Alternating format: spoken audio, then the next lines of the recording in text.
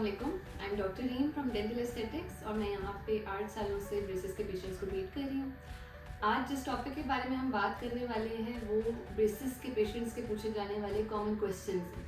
For example braces किस as में लगवाने चाहिए, इसका कोई साइड इफ़ेक्ट्स तो नहीं है, दांत वीक तो नहीं हो जाते, लगाते कैसे हैं, कितना फ्रीक्वेंटली विजिट करना पड़ता है, ड्यूरेशन कितना होता है ब्रेसेस का, एट्सेट्रा एट्सेट्रा। हर क्वेश्चन को हम ग्रेजुअली ब्रीफली एक्सप्लेन करेंगे।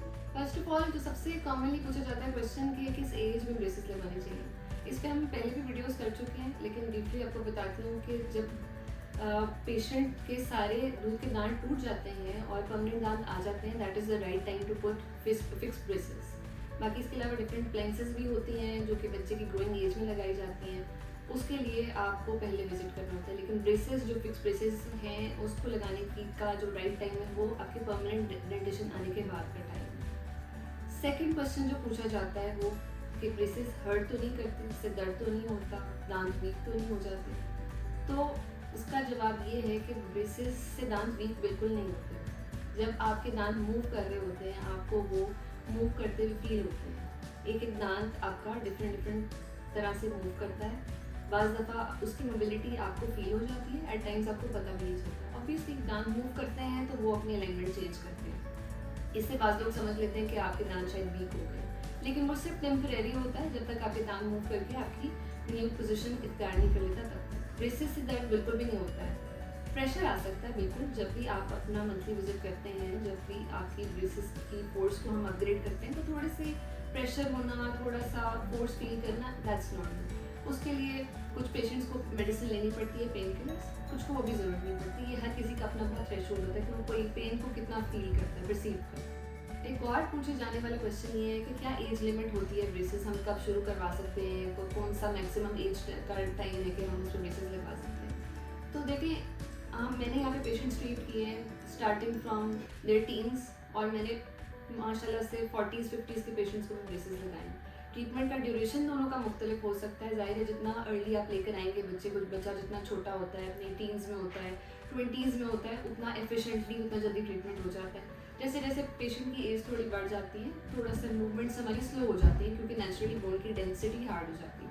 लेकिन कोई एज लिमिट नहीं है कि हम इस एज के पेशेंट को लगा सकते हैं और हम बहुत अर्ली जो कि एल्डरली पेशेंट है उसको नहीं लगा सकते, दोनों में लगा सकते हैं। तो जो एक्सेलेंट जो एक आइडियल एज है पेशेंट को ब्रेसेस लगाने की, that is starting from 13-14 years till 20s of the patient. एक कॉमन कंसर्न कि ब्रेसेस आप दांतों पे कैसे लगाते हैं। खैर वो जो प्रॉपर प्रोसीजर होता है वो तो आप जब देखते हैं, आपके नेट पे सर्च करते हैं, आपको मिल जाता है। मैं ब्रीफली आपको बता देती हूँ कि इसके अंदर आपके दांतों को कट नहीं करना पड़ता। बहुत सारे पेशेंट्स ना इस खौफ से ब्रेसेस नहीं लगवाते कि शायद हमारे दांतों को ड्रिल करके या कट करके उसके ऊपर ब्रेसेस लगाएंगे, तो बिल्कुल ऐसा नहीं होता। आपके दांतों पे हम सर्टेन मटेरियल्स लगाते हैं और जैसे कोई स्टिकर लग जाता है, ब्रैकेट जो एक इंडिविजुअल ब्रेस होती है उसको स्टिक कर देते हैं आपके दांत के ऊपर। सर्टेन हमारे पास ऐसे एजेंट्स होते हैं बॉन्ड करने के लिए उसके साथ। नेक्स्ट क्वेश्चन ये है कि एक दफ़ा ब्रेसेस लग गए तो आपने कितना फ्रीक्वेंटली विजिट करना है। तो इसका जवाब ये है कि 3 वीक्स से 4 वीक्स के अंदर तकरीबन 1 महीने में एक विजिट होता है। इनिशियली हो सकता है आपके डेंटिस्ट आपको थोड़ा सा विजिट करवाए, कुछ रिकॉर्ड्स लेने होते हैं उसमें, लेकिन जब ब्रेसेस लग जाते हैं तो हर महीने आपको टाइटनिंग के लिए या फोर्स अपग्रेड करवाने के लिए, वायर चेंज करवाने के लिए हर मंथ आप विजिट करते हैं। इसके अलावा ये है कि अगर बीच में कुछ प्रॉब्लम आ जाए, कुछ पेशेंट्स को होता है कि महीने बाद आगे अगर मिड में कोई प्रॉब्लम हो तो वो क्या फिर हम क्या करेंगे, तो आप दरमियान में भी विजिट कर सकते हैं। अगर आपके डॉक्टर का कांटेक्ट है, आपके पास क्लिनिक का कांटेक्ट है, आप पूछ सकते हैं उनसे। और अगर if it is necessary your doctor can ask you to come back, ताकि कोई भी अर्जेंसी है, फॉर एग्जांपल आपको कोई वायर चुभ रही है, कोई ब्रेस डिटैच हो गई है दांत से, तो उसको फिक्स करने के लिए आप मिड में भी विजिट कर सकते हैं। लेकिन जो एक कॉमन ड्यूरेशन है विजिट करने का, that is once in a month. एक और क्वेश्चन जो पेशेंट्स पूछते हैं, स्पेशली वो वाले पेशेंट्स जिनके फैमिली में फ्रेंड्स में ब्रेसेस लगे होते हैं किसी को, कि आप एक्सट्रैक्ट तो नहीं करेंगे कोई दांत हमारा ड्यूरिंग ट्रीटमेंट, क्योंकि पेशेंट्स मोस्टली हर कोई एक्सट्रैक्शन से डरता है। इसका आंसर ये है कि ज़रूरी नहीं होता कि हम हर पेशेंट में दांत एक्सट्रैक्ट करें। इट ऑल डिपेंड्स कि किसी की नेसेसिटी है, किसी को नहीं है नेसेसिटी दांत एक्सट्रैक्ट करने की। दांत एक्सट्रैक्ट हम स्पेस क्रिएट करने के लिए करते हैं। इस पे हम लोगों ने एक डिटेल वीडियो की है, केस डिस्कस किया है एक लड़की का जिस पे हमने ब्रेसेस लगाए हैं, विद एक्सट्रैक्शन उसका केस ट्रीट किया है। आपको उस वीडियो का लिंक हमारी डिस्क्रिप्शन बॉक्स में मिल जाएगा नीचे, आप प्लीज़ चेक करें। ट्रीटमेंट ड्यूरेशन के बारे में भी क्वेश्चंस किए जाते हैं कि ट्रीटमेंट हमारा कितना लंबा चलेगा, हमें कितने अरसे तक विजिट करना पड़ेगा। नॉर्मली जो ट्रीटमेंट का टाइम होता है that is from 1.5 to 2 years, 1.5 से 2 साल के अंदर एक एवरेज ट्रीटमेंट खत्म हो जाता है, depending on the severity, case to case vary करता है। जिसकी ज़्यादा ट्रीटमेंट नीड है, सिवियर ज़्यादा केस है, उसको थोड़ा सा ज़्यादा टाइम लग जाता है। जो थोड़ा सिंपल केस है वो हमारा कुछ मंथ्स के अंदर भी, लाइक 8-9 मंथ्स के अंदर भी वाइंड अप हो जाता है। लेकिन ऑन एवरेज 1.5 से 2 साल एक्सपेक्ट करना इज़ नॉर्मल। इसके अलावा कुछ सर्जिकल केसेस भी होते हैं जिनमें ब्रेसेस के साथ सर्जरीज भी इन्वॉल्व होती हैं, उसको हम 2 साल से भी ऊपर तकरीबन 2.5 years तक भी लग सकते हैं। एक सबसे ज़्यादा पूछे जाने वाला क्वेश्चन है कि हम क्या खा सकते हैं ब्रेसेस के दौरान, क्या नहीं खा सकते। तो इसका आंसर ये है कि आपने स्टिकी चीज़ें नहीं खानी, स्टिकी चीज़ें अवॉइड करनी। फॉर एग्जाम्पल च्युइंगम्स, टॉफ़ीज़, या अवॉइड करें कोई भी ऐसी चीज़ जो आपके ब्रैकेट्स के साथ, आपके ब्रेसेस के साथ चिपकती है और उसको चिप ऑफ कर देती है। वो आपने उस तरह का कोई फ्रूट नहीं कंज्यूम करना। और कोई भी hard cheese, for example Apple है, एप्पल को आप पीसेस में करके खाएंगे। कॉर्न वगैरह होती है उसको भी आप सेपरेट करके खाएंगे। कोई भी चीज़ का सामने से अपने फ्रंट से बाइट नहीं लेना। इवन मैं तो पेशेंट्स को कहती हूँ कि बर्गर को भी पीसेस में करके खाएं, उसको फ्रंट से बाइट करते हैं। कोई भी ऐसी चीज़ जो आपकी ब्रेसेस के साथ अटकती है और उसको तोड़ती है।